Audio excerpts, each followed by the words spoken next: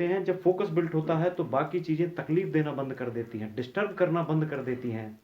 आपको मेहनत नहीं करनी पड़ती, मेहनत अपने आप होती चली जाती है। नमस्कार साथियों, मेरा नाम योगेश गौतम है। आज हम बात करते हैं फोकस के ऊपर कि कौन कौन लोग जो है अपनी लाइफ में फोकस कर पाते हैं। Focus is a very important tool in our life, ऐसा कहा गया है। Focus plays a very vital role, एक बहुत ही इंपॉर्टेंट रोल प्ले करता है फोकस। कंसंट्रेशन, एक निरंतरता, कंसंट्रेशन हमारी जिंदगी में बहुत इंपॉर्टेंट रोल प्ले करता है।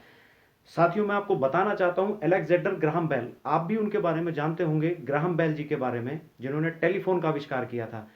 ग्राहम बेल जी 75 साल की उम्र तक वो जिए सर, और उन्होंने 20 साल की उम्र में अपनी पढ़ाई पूरी कर ली थी और 30 साल तक वो केवल एक ही इनोवेशन में लगे रहे। यानी कि अपनी लाइफ के 50 साल में जाकर के उन्होंने टेलीफोन का आविष्कार किया था।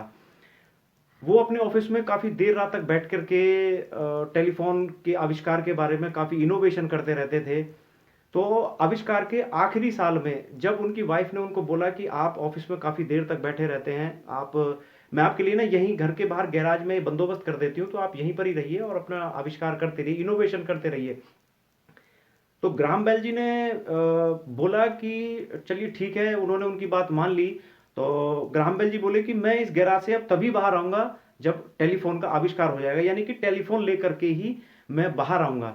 तो साथियों, निरंतर कंटिन्यूअसली फोकस से उन्होंने जो है एक टेलीफोन का आविष्कार किया और उन्होंने पृथ्वी की बहुत बड़ी समस्या को सॉल्व किया।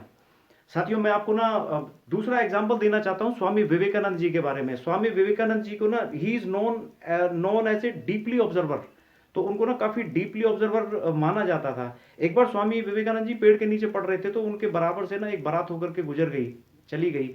तो बाद में एक आदमी आया, उसने स्वामी जी से पूछा कि आपने यहाँ पर कोई बारात देखी? तो स्वामी जी मुस्कुरा कर बोले कि कौन सी बारात देखी, मैंने तो कोई बारात नहीं देखी। तो वो आदमी शॉक्ड हो गया, बोले हाउ इज इट पॉसिबल, कि ये संभव कैसे है कि एक आदमी यहाँ पर बैठा है और उसके सामने से बारात होकर के जा रही है। तो मतलब उनको ना काफी ऑब्जर्व डीपली वो पढ़ाई में इतना बिजी थे कि उनको पता ही नहीं चल पाया। स्वामी विवेकानंद जी के बारे में आज की डेट में देखिए, Swami Vivekananda ji is very known person, बहुत ही महापुरुष आदमी हैं और हम सब भी उनके बारे में जानते हैं और हम सब उनको मानते भी हैं, स्वामी विवेकानंद जी को। एक बार स्वामी विवेकानंद जी जर्मनी गए हुए थे, तो उनका जर्मन का एक दोस्त था मिस्टर पॉल, तो उसको पता चला कि विवेकानंद जी आए हुए हैं, तो उसने बोला कि मुझे आपसे मुलाकात करनी है, मैं 1 घंटे में वापस आ जाऊंगा। तो स्वामी जी बोले कि चलिए ठीक है, मैं यहाँ लाइब्रेरी में बैठा हूँ, लाइब्रेरी में बैठ करके मैं एक किताब पढ़ लेता हूँ, आप तब तक आ जाइए। तो मिस्टर पॉल जो है वो आधा घंटे में ही वापस आ गए। मिस्टर पॉल जो उनके दोस्त थे वो आधा घंटे में वापस आ गए। जब आधा घंटे में वापस आए तो वो देख रहे थे कि स्वामी जी का ध्यान उनकी तरफ है ही नहीं, वो कंटिन्यूअसली पढ़ रहे थे बुक को। तो आधा घंटे तक वो वहां पर वेट करते रहे। जब उन्होंने पूरी पुस्तक पढ़ ली तो स्वामी जी का ध्यान एकदम मिस्टर पॉल पर गया, तो उन्होंने बोला अरे तुम कब आए? उन्होंने बिल्कुल शॉक्ड होकर के एक बार क्वेश्चन किया कि तुम कब आए यहाँ पे? तो स्वामी मिस्टर पॉल बोले कि मैं तो आधा घंटे से आपका वेट कर रहा हूँ। बोले आई एम एक्सट्रीमली सॉरी, मैं मेरे को पता नहीं चला, मैं पढ़ाई में इतना बिजी था कि मुझे पता ही नहीं चल पाया कि आप कब आए। तो मिस्टर पॉल बोले कि I don't believe in your sorry, तुमने जानबूझकर मुझे इग्नोर किया है।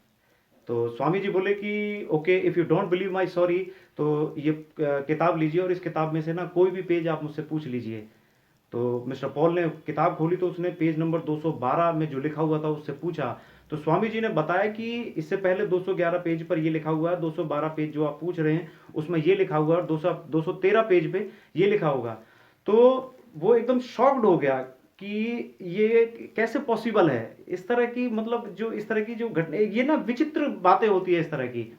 क्योंकि उसने फिर अल्टीमेटली उसने यही बोला था कि you have completed your focus. Mister Paul ने बोला कि you have completed your focus rather than you deserve for something else. तो ये विचित्र घटनाएं होती हैं जो केवल फोकस पे ही अपना ध्यान केंद्रित करते हैं।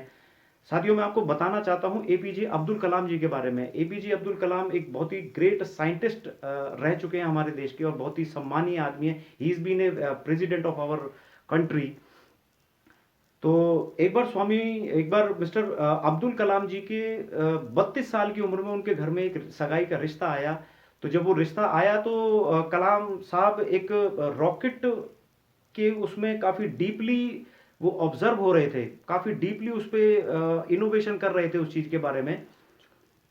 और कलाम साहब अपनी सगाई में ही जाना भूल गए इस चक्कर में वो अपनी सगाई में ही जाना भूल गए। तो किसी ने उनसे पूछा कि सर आपने शादी क्यों नहीं की? तो कलाम साहब हंसते हुए बोले कि मुझे ध्यान ही नहीं रहा शादी करने का, मुझे सगाई करने का ध्यान ही नहीं रहा। ये इंसिडेंट उन्होंने अपना खुद बताया है, अपनी बायोग्राफी में ये बताया है उन्होंने ये इंसिडेंट। साथियों मैं आपको बताना चाहता हूं कि what is the power of the focus की पावर मैं आपको बताना चाहता हूं।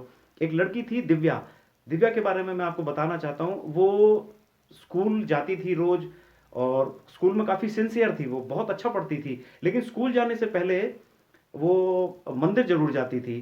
तो नित्य प्रतिदिन वो मंदिर जाती थी, और जब मंदिर में जाती थी तो वहां पर उसने देखा कि बहुत सारी औरतें हैं जो इधर उधर की बातें करती है। मतलब पूजा पाठ करने के अलावा वो औरतें सारे काम करती थी, यानी कि इधर उधर की बातें करना, अपनी सास की चुगली करना वगैरह वगैरह, इस तरह की बातें करती थी। ऐसी औरतों का पूजा पाठ में मन नहीं लगना, इधर उधर की बातें करना, इनको ना प्रजल्पा बोला जाता है, प्रजल्पा कहा जाता है इनको।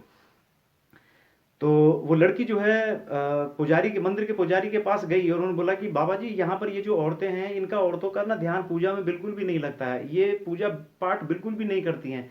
तो उन्होंने पुजारी ने बोला कि ये तो इस क्वेश्चन का तुम्हारा मैं सॉल्व कर दूंगा, तुम इस क्वेश्चन की बिल्कुल भी चिंता मत करो अपने की, लेकिन मेरा एक काम करना कि तुम कल जब मंदिर आओ तो अपने घर से पानी का लबालब भरा हुआ लोटा साथ में लेकर के आना, और ध्यान रखना कि उसमें से एक बूंद भी नहीं छलकना चाहिए। तुम 1 किलोमीटर अपने घर से मंदिर आती हो पूजा करने के लिए, तो ध्यान रखना कि एक बूंद भी ना छलके। तो दिव्या बोली स्वामी जी एक बूंद भी नहीं? बोले नहीं, एक बूंद भी नहीं छलकना चाहिए। तो दिव्या भी टेंशन में आ गई। अगले दिन उसने पानी से भरा हुआ लोटा तैयार किया, अपनी थाली पूजा की थाली में रखा, और धीरे धीरे धीरे धीरे धीरे धीरे वो चलती चली गई, चलती चली गई, चलती चली गई। मंदिर पहुंची, मंदिर की 1 सीढ़ी चढ़ी, 2 सीढ़ी चढ़ी, 3 सीढ़ी चढ़ी, 4 सीढ़ी चढ़ी। वो सीढ़ी चढ़ती गई, और आखिर में वो पुजारी के पास पहुंची। तो पुजारी ने पूछा कि तुम मंदिर अपना पूजा का जो लोटा लेके आई हो, इसमें से जल छलका तो नहीं? क्योंकि अगर जल छलका है, एक बूंद भी छलकी है, तो मैं तुम्हारी पूजा स्वीकार नहीं करूंगा। तो बोली नहीं महाराज, एक बूंद भी नहीं छलका है। तो उसने फिर पुजारी ने उससे पूछा कि जब तुम मंदिर से अपने घर से मंदिर यहां पर आई तो कुछ औरतें तुम्हें दिखाई दी इधर उधर की बातें करती हुई? तो दिव्या बोली कि बिल्कुल नहीं बाबा, क्योंकि सारा ध्यान तो मेरा जो है पूजा के लोटे पर था, उनकी तरफ तो ध्यान ही नहीं गया।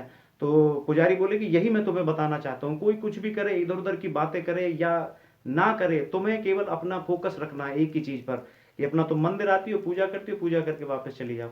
तो साथियों ये जो होते ना, ये फोकस की पावर इतनी ज्यादा होती है कि आदमी ना एक जगह कंसंट्रेट होकर के काम करता है।